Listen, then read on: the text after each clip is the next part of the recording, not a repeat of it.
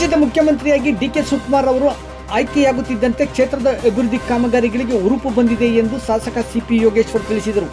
ಅವರು ನಗರದ CPT garden ಬಳಿ ಇರುವ ಅನ್ನಪೂರ್ಣೇಶ್ವರಿ ನಗರದಲ್ಲಿ ಸಿಸಿ ರಸ್ತೆ ಕಾಮಗಾರಿಗೆ ಶಂಕುಸ್ಥಾಪನೆ ಮಾಡಿ ಜಿಲ್ಲೆಯ ಜನರ ನಾಡಿ ಮಿಡಿತ ಸಂಗ್ರಾಮ ಟಿವಿ ಜೊತೆ ಮಾತನಾಡಿದರು.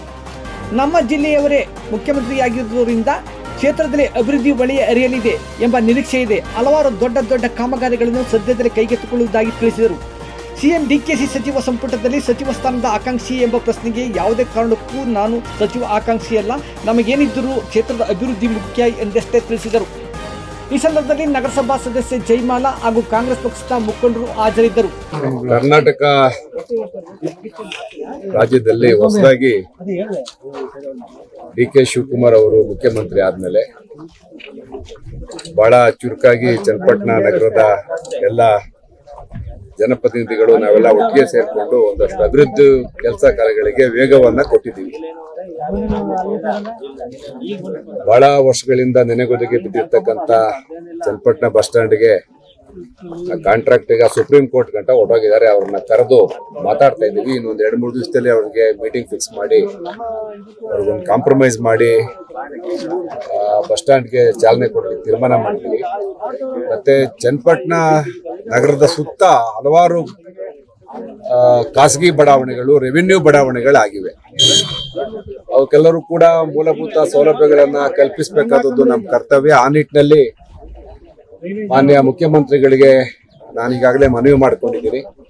ಚನ್ನಪಟ್ಟಣ ನಗರಕ್ಕೆ ವಿಶೇಷವಾಗಿ ರೆವಿನ್ಯೂ ಬಡಾವಣೆಗಳಿಗೆ ನಿರ್ಮಾಣ ಮಾಡಲಿಕ್ಕೆ ಮತ್ತೆ ಚನ್ನಪಟ್ಟಣದಲ್ಲಿ ಉತ್ಪತ್ತಿ ತ್ಯಾಜ್ಯ ಮತ್ತು ನೀರು ಸುಲಲಿತವಾಗಿ ಹೊರಗೆ ಹೋಗಲಿಕ್ಕೆ ಒಂದು 100 ಕೋಟಿ ರೂಪಾಯಿ ಅನುದಾನ ಕೊಡ್ತೀವಿ ಅಂತ ಒಪ್ಕೊಂಡಿದ್ದಾರೆ. ಹಾಗಾಗಿ ಎಲ್ಲ ರೆವಿನ್ಯೂ ಬಡಾವಣೆಗಳನ್ನ ಎಸ್ಟಿಮೇಟ್ ಮಾಡ್ತಾ ಇದ್ದೀವಿ. ಚನ್ನಪಟ್ಟಣ ನಗರಕ್ಕೆ ಒಂದು ಹೊಸ ರೂಪ ಕೊಡಬೇಕು ಅಂತೇಳಿ ಹಲವಾರು ಯೋಜನೆಗಳನ್ನ ಮಾಡಿದ್ದೀವಿ. ಅದಕ್ಕೆಲ್ಲ ಇವಾಗ ಚಾಲನೆ ಕೊಡ್ತೀವಿ.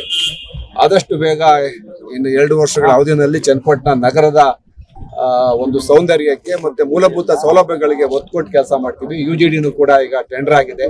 ದಿನ ಕೆಲಸ ಪ್ರಾರಂಭ ಆಗುತ್ತೆ. ಎಲ್ಲ ಮೂಲಭೂತ ಸೌಲಭ್ಯಗಳನ್ನ ಚನ್ನಪಟ್ಟಣ ನಗರಕ್ಕೆ ಮಾಡಿಕೊಡೋ ನಿಟ್ಟಿನಲ್ಲಿ ಎಲ್ಲ ಬಹಳ ಉತ್ಸುಕವಾಗಿ ನಮ್ಮೆಲ್ಲ ಚುನಾಯಿತ ಜನಪ್ರತಿನಿಧಿಗಳು ಕೆಲಸ ಮಾಡ್ತಾ ಇದ್ದಾರೆ. ನಾವೆಲ್ಲ ಒಟ್ಟಿಗೆ ಸೇರ್ಕೊಂಡು ಅಭಿವೃದ್ಧಿ ಕೆಲಸ ಮಾಡ್ತೀವಿ.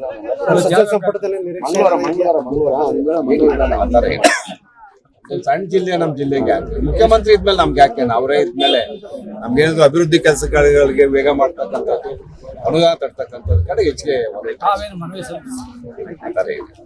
ಮೊದಲೇ ಹೇಳಿದೀವಲ್ರಿ, ನಮ್ಗೇನು ಬೇಡ, ನಾವು ಅವ್ರ ಮುಖ್ಯಮಂತ್ರಿ ಆದ್ಮೇಲೆ ನಮ್ಮ ಜಿಲ್ಲೆ ಅಭಿವೃದ್ಧಿ ಆದ್ರೆ ವಿಶೇಷ ಯೋಜನೆ ಎಲ್ಲ ಮಾಡ್ತೀವಿ. ಚನ್ನಪಟ್ಟಣಕ್ಕೆ ಬರ್ತಕ್ಕಂಥ ಎಲ್ಲಾ ರಸ್ತೆಗಳನ್ನ ಅಗಲೀಕರಣ ಮಾಡ್ತೀವಿ.